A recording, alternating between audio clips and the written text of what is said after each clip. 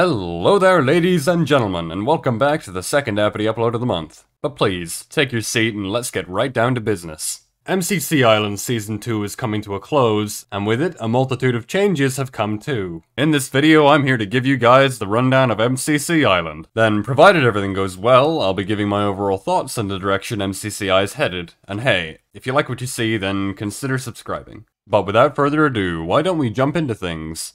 MCC Island has been around for just over 3 months now, and with that time gap there's been some considerable changes made to the island and its minigames. But before we can analyze those changes, we need to first have a basic understanding of each minigame. Just before I jump into this, I understand some of you might not exactly be newcomers to the island, in which case feel free to skip ahead as I've chaptered the video.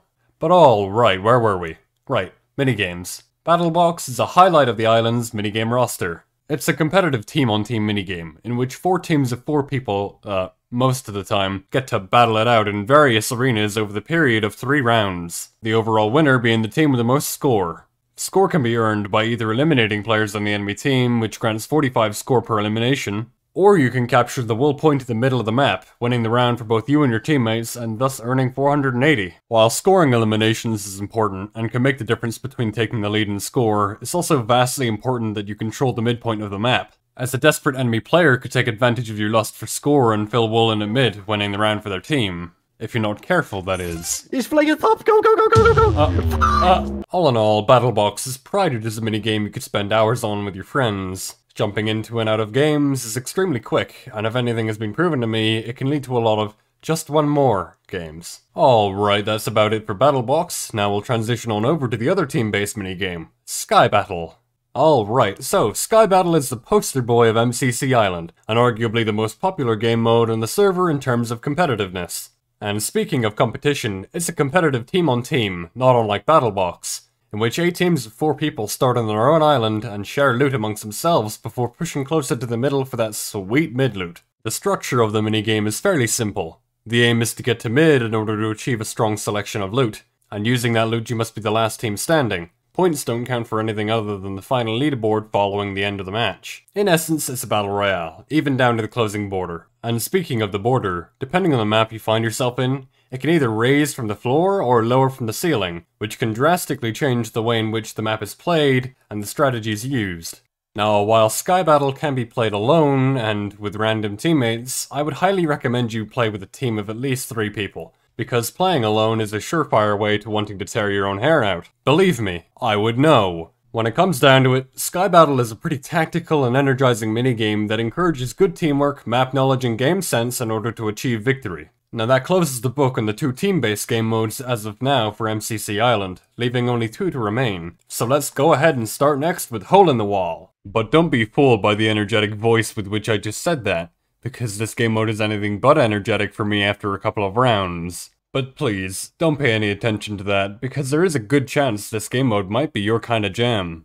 Hole in the Wall is a unique game mode, as with a lot of Nox Crew's innovations to the Minecraft multiplayer scene. It's a free-for-all and last man standing minigame, in which up to 24 players dodge a variety of slime walls while jumping around different sets of platforms depending on the map, all the while balancing the different traps that are frequently put into play every few seconds. On paper, this minigame sounds like a blast. And it is. It's just a matter of the only real challenge coming into play later into the minigame than someone as impatient as me might like. But hey, let's not get carried away with something I'll return to later in the video. This game mode is pretty good for a casual player.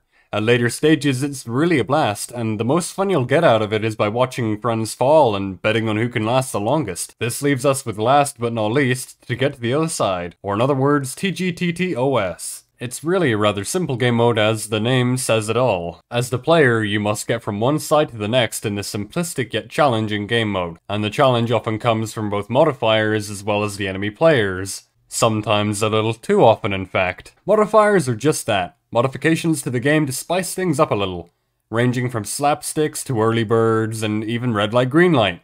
We don't talk about red light green light. Oh, and before I forget to mention it, the whole aim of the game is to be the first player to slap a chicken found at the end of the map, and the overall winner is the player who slapped 3 chickens the quickest. But yeah, this game mode is pretty simplistic yet sweet, but suffers from one fatal flaw that can discourage players from even playing it in the first place. But hey, we'll cross that bridge when we come to it. But yeah, now that you're all caught up, it's time for the fun stuff. What are my opinions on MCC Island as of December 2022? MCC Island has solidified itself as one of the most fun-filled experiences you can have for a 1.19 Minecraft server. And it's for good reason, too. If I were to summarize MCC Island right now, I'd say it's got the polish of a Minecraft Bedrock server, but it's Java enough to not be over the top with silly-looking NPCs, and more importantly, there's no minecoins. And speaking of polish, something that sets MCC Island apart from essentially every other Minecraft server I've ever played on Java is the HUD and UI elements that give off this feeling that you're playing something really premium. Especially the unique sound style MCC has associated with their name. Oh, and speaking of the audio effects, the elimination sound makes me want to fail NNN. Help! Oh boy. Help. Never mind. Yep. Oh, I still. Oh, wait, to your left. But alrighty, swiftly moving on to the individual mini-games, let's address their shortcomings, as well as where they succeed as 2022 comes to a close. BattleBox. What are some existing problems, and can they be fixed?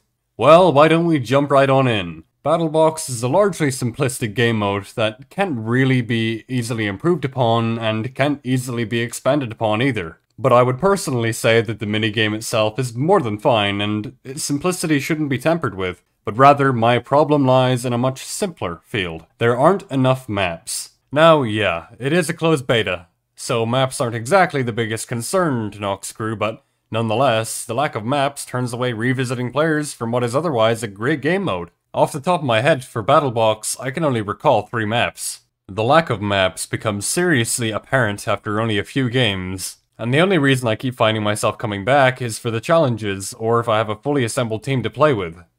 But otherwise, BattleBox is a pretty solid minigame. Now, if I had to scrape the bottom of the barrel here, then my only other complaint might be with regards to the 1.19 potion throwing physics, particularly in relation to the potions of harming. They are often pretty ridiculous and tend to end up harming the user more than the enemy. Or just missing altogether if the game decides where it landed wasn't close enough. Alright, one last complaint. Why is my sword in the second slot on this map, following the recent patch? And now for Sky Battle. What are some existing problems and can they be fixed? Sky Battle has undergone some thorough recent changes, more specifically to do with the auto-equipping of armor and weapons, which was swapped out for a less handholdy experience in patch 0.36. Now armor can be swapped out with a simple right click, and shift clicking has returned to normal with moving an item from your inventory out into your hotbar.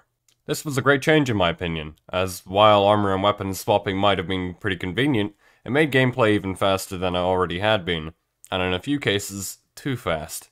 Now, on the other hand, recent item drop altercations have stopped encouraging more aggressive playstyles, as player kills are less rewarding than they had been once before. However, to make up for it, in the latest patch, they've also made an effort to increase the amount of arrows, orbs, sparks, and potions that can be found in chests, which has definitely helped to remedy the problem. Now, if we're going to talk about maps, well, then I have to say Sky Battle isn't as needy as the likes of BattleBox, as the maps are large enough to keep players entertained for longer. But more maps are more than welcome, as I'm not so sure the current 3 can keep players entertained for much longer. Alright, now we're gonna go ahead and move on to Hole in the Wall. What are some existing problems and can they be fixed? Now, I can't talk about Hole in the Wall without first saying that Hole in the Wall is where my thoughts become pretty clouded, as my personal problems with the minigame are just a result of my more aggressive and action-packed preference for Minecraft minigames. Personally, I only find the minigame becoming challenging upon the wall speed reaching roughly 60% and the wall difficulty hitting medium. Now, that will vary from person to person, but MCC Island does need some minigames for the more casual Minecraft multiplayer experience, which in this case is Hole in the Wall. Now, that isn't to say that they couldn't try giving both types of players a fun time, by perhaps increasing the starting difficulty, which is basically used to check if a player's AFK. Now, this isn't necessarily a complaint that the overall player base might have, but it's just something that nags me a little the more I replay the game mode, as the time spent racking up the difficulty can become pretty tedious after 5 or 6 games. Alright, TGTTOS, or To Get to the Other Side. What are some existing problems and can they be fixed? To Get to the Other Side has only ever suffered from one problem I can think of, and that would be players who make it their life's mission to waste the time of their fellow competitors, or hell, even just targeting another player and ruining their day altogether. Now, Nox Crew has attempted to remedy the first problem within the latest patch, by hastening the timer to 20 seconds upon 80% of the players having finished the round. I do suppose that this issue isn't so easily fixed, however, as Noxcrew needs to give players with less skill a chance at finishing the round at their own pace. But at the extent it is now, there's still 20 seconds worth of waiting to be done while watching someone waste time in the event that one of those types of players is in your game. But listen, despite these issues, whether they're problems presented by the community at large, or just my personal pet peeves, they by no means ruin the MCC Island experience as a whole, and it still has a fantastic and admirable community behind it, making the games fun and giving feedback to Noxcrew. MCC Island has got a future, and it's bright. But until we get there, there'll be a few bumps in the road. Some of them will be big, and some of them will be a minor inconvenience. Until then, I'm excited to see what 2023 and Season 3 brings to the table for MCC Island. Now this is Appin signing off, and if you haven't already, sign up for MCC Island.